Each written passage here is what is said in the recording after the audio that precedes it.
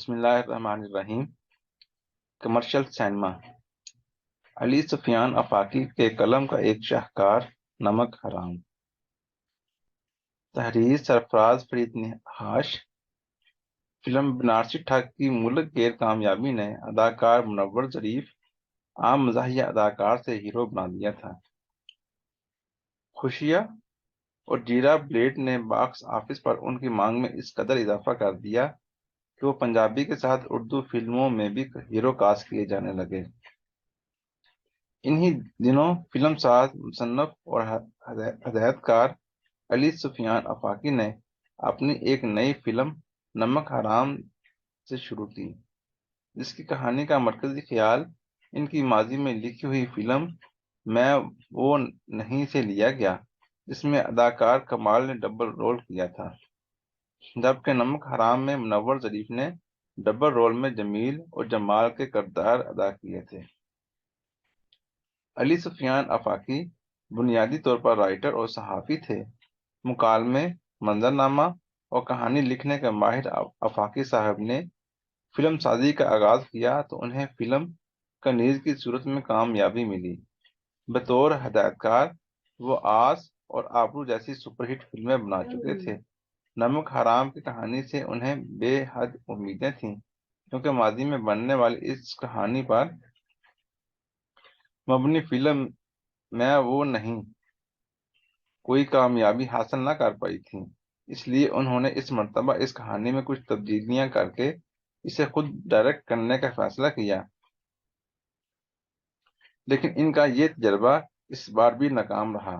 حالانکہ فلم کا میوزک اور مزاحیہ مناظر بہت اچھے اور جاندار تھے، پوری فلم دیکھنے کے بعد عوام یہ فیصلہ نہیں کر پائے کہ نمک حرام کون ہے، کیونکہ ٹائٹل کے مطابق تو فلم میں نمک حرامی دکھانا چاہیے تھی، مگر اس ٹائٹل کا کہانی سے کوئی لنک نہ تھا، جو کہ اس فلم کی بہت بڑی کمزوری واقع ہوئی۔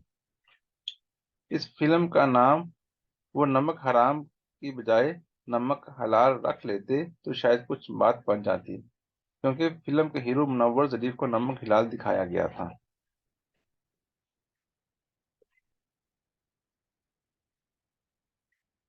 کہانی کا خلاصہ یہ تھا کہ شوکت علاؤ الدین فسادات کے دوران اپنی بیوی نجمہ محبوب اور بیٹے جمال منور ظریف سے بچھڑ جاتا ہے۔ جمال کا جڑواں بھائی جمیل منور ظریف اپنے باپ شوکت کے پاس رہ جاتا ہے۔ شوکت شہر کے ایک بہت بڑے آدمی تھے۔ ان کا بیٹا جمیل ولائت پڑھ کر اپنے گھر آتا ہے۔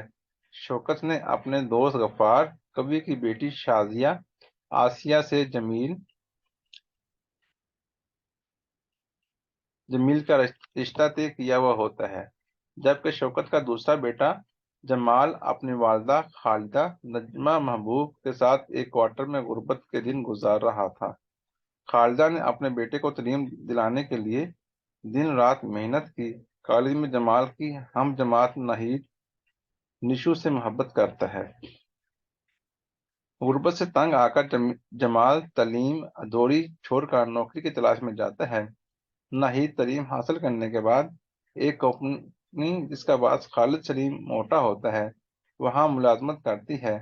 جمال کے لیے ناہید اپنے باس سے جھوٹ بولتی ہے کہ وہ گریجویٹ ہے، باس اسے ملازمت دے دیتا ہے،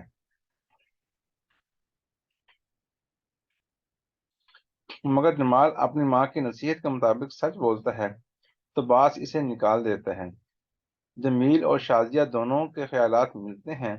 شازیہ جمیل کو بہت پسند کرتی ہے۔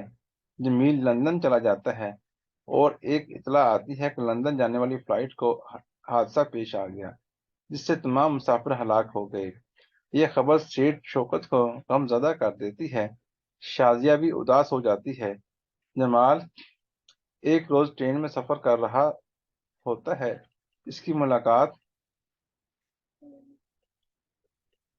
شازیہ کے باپ کبھی سے ہوتی ہے۔ وہ جمال کو دیکھ کر اسے جمیل کہہ کر پکارتا ہے اور زبردستی سے اپنے ساتھ لاتا ہے۔ جمال بار بار کہتا ہے کہ وہ جمیل نہیں جمال ہے، مگر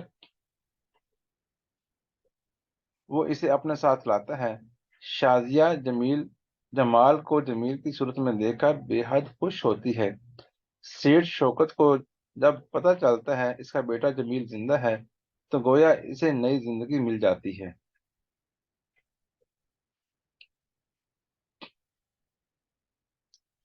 جمال کو جمیل کہنے والے جمال کے سچ کو بالکل ماننے کو تیار نہ تھے۔ ناہید جو سیٹ شوکت کے ہاں اب ملازمت کر رہی تھی جمال کو دیکھ کر بے حد خوش ہوتی۔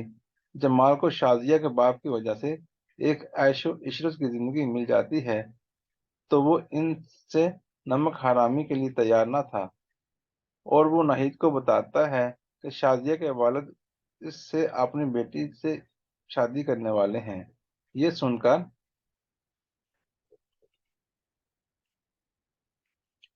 ناہید اداس ہو جاتی ہے۔ دوسری جانب جمال کی ماں اس کا پتہ لے کر کبھی کے گھر آتی ہے، اپنے بیٹے سے ملتی ہے۔